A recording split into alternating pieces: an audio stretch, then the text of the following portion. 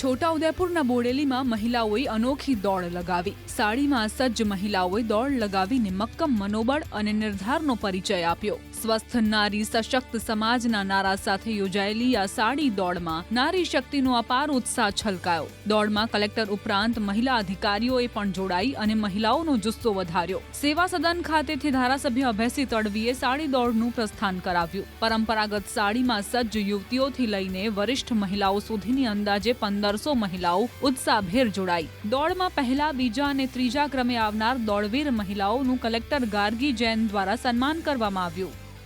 Chhota Udepur મેરેથોનની second ઇનિંગ્સના આયોજન કરવામાં આવી રહ્યું છે। એના પ્રી ઇવેન્ટના ભાગરૂપે આજે બોડેલી ખાતે સાડી દોડના આયોજન કરવામાં આવ્યું છે, જેમાં આશરે 1500 જેટલી મહિલાઓ સાડી પહેરીને બહુ ઉત્સાહ સાથે દોડ્યા હતા અને આપણે બધા અહીંયા જોઈ શકીએ કે 7-8 વર્ષની દીકરીથી 17 વર્ષ સુધીની મહિલા જે છે એકદમ ઉત્સાહપૂર્વક બહુ ફાસ્ટ સ્પીડમાં બધા બહુ સારી રીતે દોડમાં પાર્ટિસિપેટ કર્યું હતું અને એમની એનર્જી તો મારા કરતા પણ બહુ વધારે છે।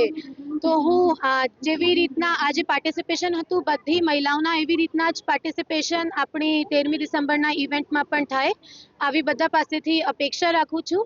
અને સાડી દોડ આપને એક સંદેશ આપે છે કે એક પણ રીતની વસ્તુ નથી જે મહિલાઓ કરી શકતા નથી। મને પહેલેથી ભણતી હતી ત્યારથી પોલીસ ખાતામાં જવાનો બહુ જ શોખ છે અને ટ્રાય કરું છું। 7 માર્ક્સ 5 માર્ક્સ માટે રહી જવાય છે, પણ સપનું છે પૂરું તો કરીશ પોલીસ ખાતામાં જવાનું। દોડમાં તમને દોડમાં ફર્સ્ટ નંબર આવ્યો તો કેવું લાગે છે? બહુ જ સરસ ફીલિંગ થાય છે અને આગળ જે આવનારી મેરેથોનમાં બી પાર્ટિસિપેટ કરીશ, એમાં બી ફર્સ્ટ લાવવાનું। તેની અંદર સ્ત્રીમાં રહેલી એક શક્તિ કે એના પહેરવેશ પર ડિપેન્ડ નથી કરતી, પરંતુ સ્ત્રીની અંદરની આંતરિક શક્તિથી તે ગમે તે કરી શકે છે। એવું પ્રદર્શન આજે તમે જોઈ રહ્યા છો કે બોડેલી ખાતે આટલી અઢળક બહેનોએ ભાગ લીધો અને ખૂબ ઉત્સાહપૂર્વક મેડમે જે સંકલ્પ કર્યો હતો એ સંકલ્પને આજે પૂરો કર્યો છે।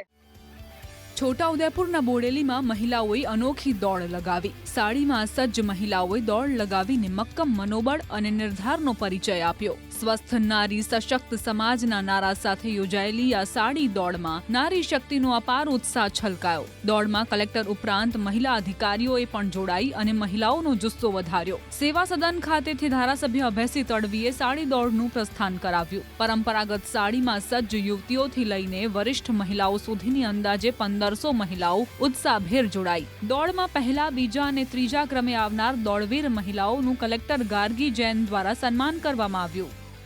છોટાઉદેપુર મેરેથોનની સેકન્ડ ઇનિંગ્સના આયોજન કરવામાં આવી રહ્યું છે। એના પ્રી ઇવેન્ટના ભાગરૂપે આજે બોડેલી ખાતે સાડી દોડના આયોજન કરવામાં આવ્યું છે, જેમાં આશરે 1500 જેટલી મહિલાઓ સાડી પહેરીને બહુ ઉત્સાહ સાથે દોડ્યા હતા અને આપણે બધા અહીંયા જોઈ શકીએ કે 7-8 વર્ષની દીકરીથી 17 વર્ષ સુધીની મહિલા જે છે એકદમ ઉત્સાહપૂર્વક બહુ ફાસ્ટ સ્પીડમાં બધા બહુ સારી રીતે દોડમાં પાર્ટિસિપેટ કર્યું હતું અને એમની એનર્જી તો મારા કરતા પણ બહુ વધારે છે।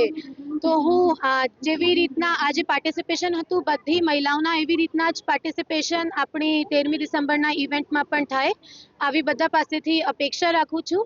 અને સાડી દોડ આપને એક સંદેશ આપે છે કે એક પણ રીતની વસ્તુ નથી જે મહિલાઓ કરી શકતા નથી। મને પહેલેથી ભણતી હતી ત્યારથી પોલીસ ખાતામાં જવાનો બહુ જ શોખ છે અને ટ્રાય કરું છું। 7 માર્ક્સ 5 માર્ક્સ માટે રહી જવાય છે, પણ સપનું છે પૂરું તો કરીશ પોલીસ ખાતામાં જવાનું। દોડમાં તમને દોડમાં ફર્સ્ટ નંબર આવ્યો તો કેવું લાગે છે? બહુ જ સરસ ફીલિંગ થાય છે અને આગળ જે આવનારી મેરેથોનમાં બી પાર્ટિસિપેટ કરીશ, એમાં બી ફર્સ્ટ લાવવાનું। તેની અંદર સ્ત્રીમાં રહેલી એક શક્તિ કે એના પહેરવેશ પર ડિપેન્ડ નથી કરતી, પરંતુ સ્ત્રીની અંદરની આંતરિક શક્તિથી તે ગમે તે કરી શકે છે। એવું પ્રદર્શન આજે તમે જોઈ રહ્યા છો કે બોડેલી ખાતે આટલી અઢળક બહેનોએ ભાગ લીધો અને ખૂબ ઉત્સાહપૂર્વક મેડમે જે સંકલ્પ કર્યો હતો એ સંકલ્પને આજે પૂરો કર્યો છે।